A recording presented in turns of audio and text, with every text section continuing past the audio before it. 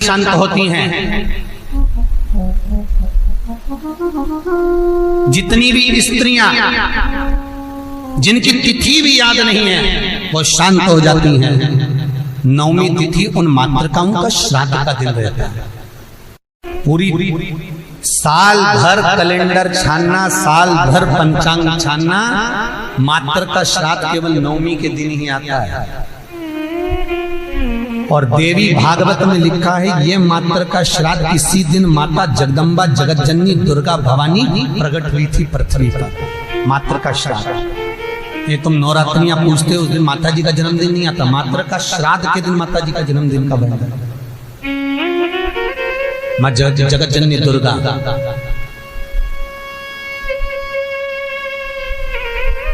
मातृ का श्राद्ध किसी ने कृष्ण किया है,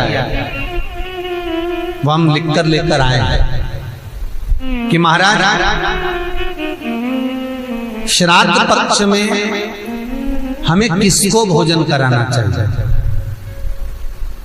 ऐसी कोई पुराण नहीं जिस पुराण में लिखा है कि स्त्री मरे तो स्त्री को ही भोजन करा। बहुत ध्यान देना महाराज कथा था। श्राद्ध पक्ष में कोई विडो स्त्री मर गई, कोई विधव्य नारी मर गई, विधवा स्त्री मर गई तो किसी विधवा को भोजन करा। कोई स्त्री चली गई तो उसकी जगह स्त्री को भोजन करा। आप चाहे मार्कंडे पुराण उठा लो, मनुस्मृति उठा लो, व्याघ्र स्मृति उठा लो, किसी भी पुराण में किसी भी शास्त्र में ये नहीं लिखा कि श्राद्ध का भोजन आप स्त्री को कराओ। हर पुराण में एक ही बात लिखी है कि ब्राह्मण वो जो पूजन करता हो, ब्राह्मण वो जो गायत्री करता हो, ब्राह्मण वो जो भगवत भजन करता हो, ब्राह्मण वो जो मंत्र का जाप करता हो, ब्राह्मण वो जो नित्य प्रति संध्या करता हो, ब्राह्मण वो जो मंत्र का स्मरण करता हो, वेद और पुराण का ज्ञाता हो, ब्राह्मण वो जो भगवान की सेवा में तल्लीन रहता हो, ब्राह्मण वो जो कंधे पर जनेऊ धारण करता हो, ब्राह्मण वो जो मस्तक पर त्रिपुंड धारण करता हो, ब्राह्मण वो जो जिसके मुख से गायत्री का नित्य प्रति स्मरण होता हो, उसको भोजन कराने का श्राद्ध में हक है। अब ये भी समझ लो कि अगर स्त्री मरी तो स्त्री के श्राद्ध में क्या स्त्री को ही भोजन कराना चाहिए? तो शिव महापुराण, गरुड़ पुराण, गर्ग संहिता, वराह पुराण, ये सारी पुराणें वर्णन करती है कि स्त्री को आप भोजन करा रहे हो। स्त्री क्या वेद पढ़ती है? स्त्री क्या गायत्री करती है? स्त्री क्या संध्या करती है? स्त्री क्या उपासना करती है? नहीं। अगर उस स्त्री के लिए भी आपने ब्राह्मण को भोजन कराया तो भोजन करेगा तो गायत्री करेगा, संध्या करेगा, उससे उसको भाग हमारे पूर्वजों को प्राप्त होगा। इसलिए ब्राह्मण भोजन की महत्वता करते हैं। फिर दूसरा क्रम कहा गया, मान लो अगर कोई सौभाग्यवती नारी चली गई, सुहागन स्त्री चली गई, कोई पति के साथ सती हो गई, कोई ऐसी स्त्री गई है तो स्पष्ट कहा गया है महाराज, हमारे यहाँ मनुस्मृति में कहा गया कि अगर कोई सौभाग्यवती नारी चली जाती है तो उसको केवल स्त्री को भोजन नहीं कराना है, उसके साथ उसके पति को भी भोजन पर बुलाना है, तब भोजन के श्राद्ध का भाग प्राप्त होता है। नहीं तो वो स्त्री जिसका तुमने श्राद्ध करा है, केवल एक नारी को सौभाग्यवती को बुलाकर भोजन करा दिया, साड़ी दे दी, चूड़ी दे दी, बिंदी दे दी और वो चली गई, तो वो नारी साल भर में स्वप्न में पूरे घर को दिखेगी जरूर, कभी भी दिखेगी पर दिखेगी, ये पक्का। अब कहोगे महाराज हमने तो श्राद्ध में माता जी का भोजन भी कराया था, स्वागन गई थी तो हमने तो एक लेडीज को भोजन भी कराया। वो स्त्री का भोजन कराया, अकेली को भोजन कराया, उसके साथ में उसके पति को नहीं बुलाया। अगर पति आता, दोनों अखंड भाव से भोजन करते तो फिर वो स्वप्न में नहीं देखती, आशीर्वाद देकर जाती, क्योंकि उसकी अकेली को तुमने भोजन कराया है, अकेली। मनुस्मृति कहती है सुहागन स्त्री का जब श्राद्ध आता है तो उसके पति को भी जोड़े पर भोजन करने बुलाना चाहिए, अकेले नहीं। भारत की भूमि पर जितनी सुहागन स्त्रियां शांत होती हैं, जितनी कुंवारी बेटियां शांत होती हैं, जितनी भी स्त्रियां जिनकी तिथि भी याद नहीं है वो शांत हो जाती हैं। नवमी तिथि उन मातृकाओं का श्राद्ध का दिन रहता है।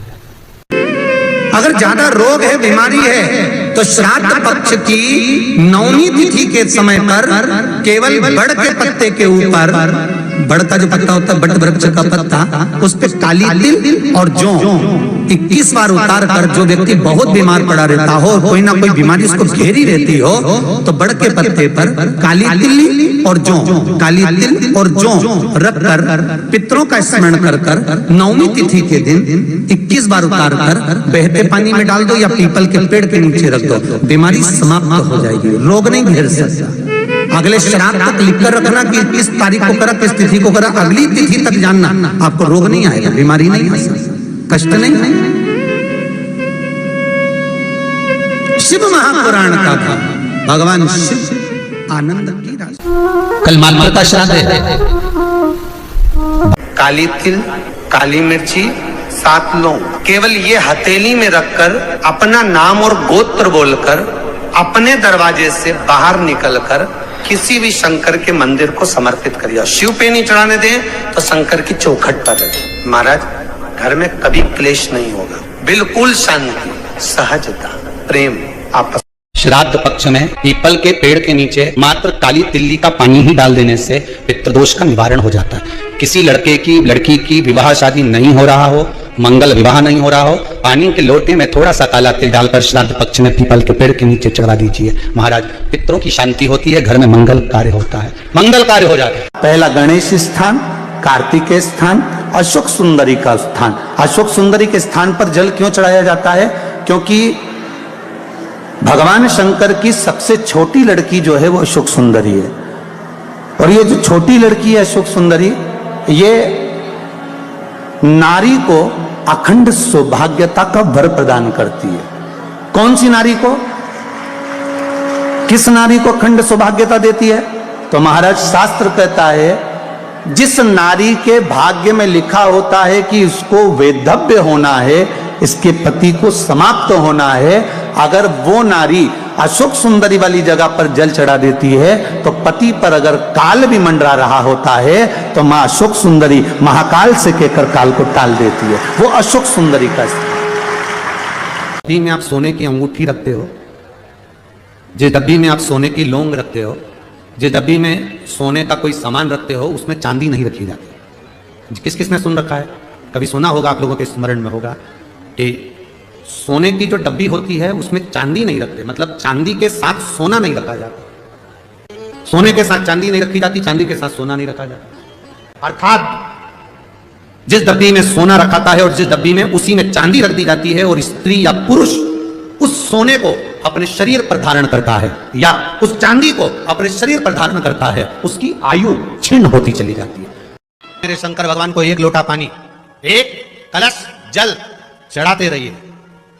हाँ, बीच बीच में अगर ज्यादा तकलीफ आए तो चंदन, लाल चंदन उसमें डालकर चढ़ाओ। लक्ष्मी की कमी आए, कमलगट्टा डालकर चढ़ाओ। रोग ज्यादा घेर रहा हो तो काली तिल चढ़ाकर चढ़ाओ।